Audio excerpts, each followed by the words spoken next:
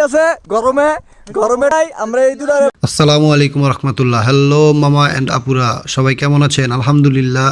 আজকে নতুন একটি ব্লগ নিয়ে এসেছি। ট্রাভেল উইথ দেওয়ান ফাহিম পেজের পক্ষ থেকে সবাইকে স্বাগতম। সবাই আমরা বরফ দেখার জন্য সুইজারল্যান্ড, আইল্যান্ড, আমেরিকা অথবা কানাডা অথবা ইউরোপে চলে যাই, কিন্তু বাংলাদেশের এত কাছে যে বরফের দেশ সেটা আপনাদের অজানা। আজকে এই ব্লগটিতে আপনাদেরকে সবাইকে আমি বরফের দেশে নিয়ে যাব। তো সবাই চলুন আমার এই ব্লগটি সবাই দেখতে থাকুন, আর কোথায় এই জায়গাটি, এই প্লেসটি, আর কিভাবে যাবেন সব কিছু আপনাদেরকে এই ব্লগের মাধ্যমে জানানো হবে। সর্বপ্রথমে আপনাদেরকে বলে রাখি যে এই প্লেসটি হচ্ছে বাংলাদেশের কাছাকাছি ভারতের অন্তর্ভুক্ত একটি রাজ্য, যেটি সিকিম রাজ্য নামে পরিচিত। আর এই সিকিমের গ্যাংটক শহর থেকে প্রায় 13,000 ফিট উপরে বা ভূপৃষ্ঠ থেকে প্রায় 13,000 ফিট উপরে এই সাঙ্গু লেক। আর এই লেকেই সবসময় প্রায় বরফ হয়ে থাকে, তবে সেপ্টেম্বর অক্টোবর থেকে শুরু করে মার্চ মাস অবধি সবসময় বরফ একদম কনফার্ম পেয়ে যাবেন আপনারা এখানে। আর আদারওয়াইজ অন্য সময়গুলোতে সবসময় হয়তো বা বরফ দেখা যায় না।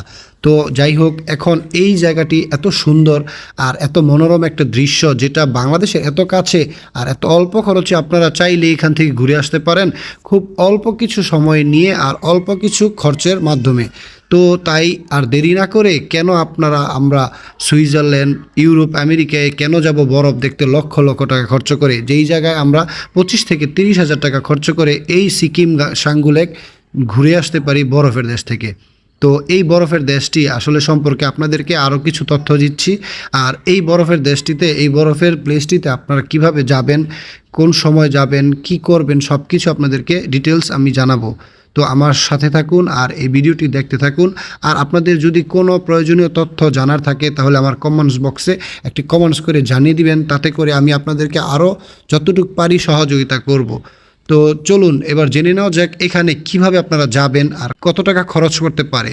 আপনারা সর্বপ্রথম বাংলাদেশ থেকে ভারতের যে এম্বাসি, সেইখান থেকে আপনাদেরকে ভিসা সংগ্রহ করতে হবে।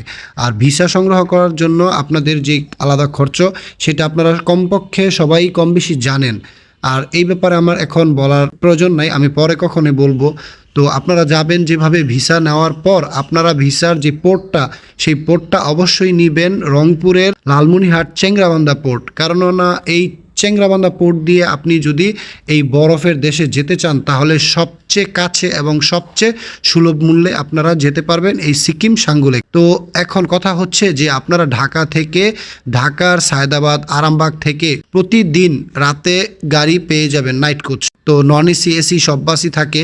আপনারা ঢাকা, সায়দাবাদ অথবা আরামবাগ থেকে টিকিট করে হয়তো 700 থেকে 800 টাকা পড়বে পার পারসন, একদম চলে যেতে পারেন চেংরাবান্ধা। আর চেংরাবান্ধা পোর্টে যাওয়ার পর সেখান থেকে আপনাদের ভিসা, পাসপোর্ট দেখিয়ে ইমিগ্রেশন শেষ করে আপনারা যখন চেংরাবান্ধা পোর্ট পার করে ইন্ডিয়াতে প্রবেশ করবেন, তখন সেখান থেকে পেয়ে যাবেন বাস অথবা শেয়ারিং জিপ অথবা বাসে করে আপনারা চলে যাবেন এনজেপি, যেটা হচ্ছে শিলিগুড়ির এর ভিতরে অন্তর্ভুক্ত এনজেপি রেলওয়ে স্টেশন অথবা এনজেপি বাস স্টেশন। আর সেই বাস স্টেশন থেকে আপনারা শেয়ারিং জিপ পেয়ে যাবেন অথবা পার্সোনালি আপনি জিপ ভাড়া করতে পারেন। সেই জিপগুলো নিয়ে তারপর ওইখান থেকে প্রায় 4 থেকে 5 ঘন্টা অন্তর আপনি চলে যেতে পারেন এই সিকিমের গ্যাংটক যে শহরটিতে। এখানে থাকার জন্য বাংলা হোটেল আছে, কলকাতা হোটেল আছে, হিন্দি হোটেল আছে। আপনারা দরদাম কষাকষি করে পার ডে স্টে করতে পারেন। সর্বনিম্ন 700-800 রুপি থেকে শুরু করে 2,000, 2,500, 3,000, 4-5,000 টাকায় 4 স্টার 5 স্টার হোটেলও পেয়ে যাবেন। তো এরপর আপনি ওইখান থেকে বিভিন্ন ট্যুর ট্রাভেলস আছে, তাদের সাথে কথা বলে আপনারা এই গ্যাংটক শহর থেকে হোক অথবা এনজেপি থেকে হোক আপনারা এই ফুল প্যাকেজটা নিয়ে নিতে পারেন। ফুল প্যাকেজটা নিয়ে নিলে একটা জিনিস কি, আপনাদের অনেক কিছুর ঝড় ঝামেলা পোহাতে হবে না। নয়তো বা আপনি একটা জিনিস চিন্তা করে দেখুন, এনজেপি থেকে আপনি যখন সিকিম শহর বা গ্যাংটক শহরে যাবেন, সেই শহরে যাওয়ার পথে রাস্তায় আপনাকে অবশ্যই একটা চেকপোস্টে দাঁড়াতে হবে। সেই চেকপোস্টের নাম হচ্ছে রেংপো চেকপোস্ট। কেননা এই চেকপোস্টে ভারতীয়রা তাদের ভোটার আইডি কার্ড অথবা আধার কার্ড অথবা যে কোনো একটা কার্ড, যেটা ভারতের নাগরিক বলে বিবেচ্য, সেই কার্ডটা দেখালেই তাদের হয়ে যায়। আর আমাদের মতো বাংলাদেশি হোক আর অন্য দেশের পর্যটক হোক, তাদেরকে এইখানে এসে পাসপোর্ট, ভিসা দেখিয়ে এবং ইভেন এমনকি পাসপোর্টে একটা সিল মেরে তারপর অনুমতি নিয়ে তারপর সিকিম গ্যাংটকে চলে যেতে হয়। ইভেন এমনকি তাদেরকে তথ্য দিতে হয় সিকিম গ্যাংটকে কতদিন আমি এখানে স্টে করব।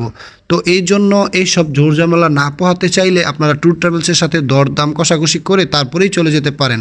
আর যখন আপনারা এই সিকিম গ্যাংটক শহরে চলে যাবেন, সেখানে এমজি মর্গ মার্কেট একটা জায়গা আছে, সেখানে আপনারা হোটেল, খাবার হোটেল সব কিছুই পেয়ে যাবেন। আর সেখান থেকে আপনারা প্রাইভেটে করে অথবা জিপে করে সারাদিনের জন্য ট্যুর প্যাকেজ গ্রহণ করতে পারেন, অথবা সারাদিনের জন্য কথা বলে আপনারা এই সাঙ্গু লেক চলে যেতে পারেন। এখানে কয়েকটা ভালো ভালো স্পট আছে, সাঙ্গু লেক, জিরো পয়েন্ট, তারপর লাচুং, এরকম অনেক কিছু মানে ট্যুর প্লেস আছে, বা বাবা মন্দির।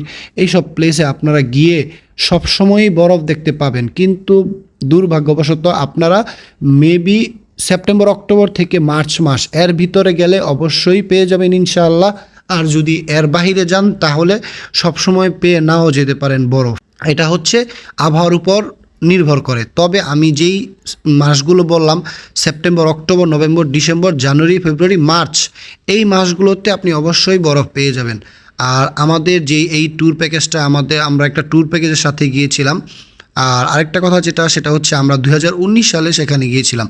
তো এখন হয়তোবা কিছু খরচ বাড়তেও পারে, আবার কমতেও পারে। তো সেই হিসাবে আপনারা চলে যেতে পারেন এখানে একটা ট্যুর প্যাকেজ করে। কিন্তু আপনাদের একটা কথা আগে থেকে জেনে রাখা ভালো, যে যদি আপনারা চান বরফ দেখতে, তাহলে 25 থেকে 30 হাজার টাকার মধ্যে এই সুইজারল্যান্ড অথবা ইউরোপ অথবা আমেরিকাতে না গিয়ে এই ভারতের সিকিম রাজ্যের গ্যাংটক শহরের প্রায় 13,000 ফিট উপরে এই সাঙ্গু লেকে বরফ দেখে আসতে পারেন, যে কোনো সময়, যে কোনো অবস্থাতেই, আপনার সাথী, সঙ্গী, বন্ধু বান্ধব সবাইকে নিয়ে। তো আমার এই ভিডিওটি যদি ভালো লেগে থাকে তাহলে অবশ্যই আমার পেজটিকে ফলো দিয়ে পাশে থাকবেন। এরকম আরও অনেক সুন্দর সুন্দর ভিডিও আপনাদেরকে দেওয়ার চেষ্টা করব আমার এই ট্রাভেল পেজটিতে। আপনারা সবসময় পাশে থাকবেন, সাথে থাকবেন, আর সবসময় সাপোর্ট দিতে থাকবেন। তাহলে আপনাদের অনুপ্রেরণায় আমি আরও ভালো কিছু ভিডিও আপনাদের মেক করে দিতে পারবো।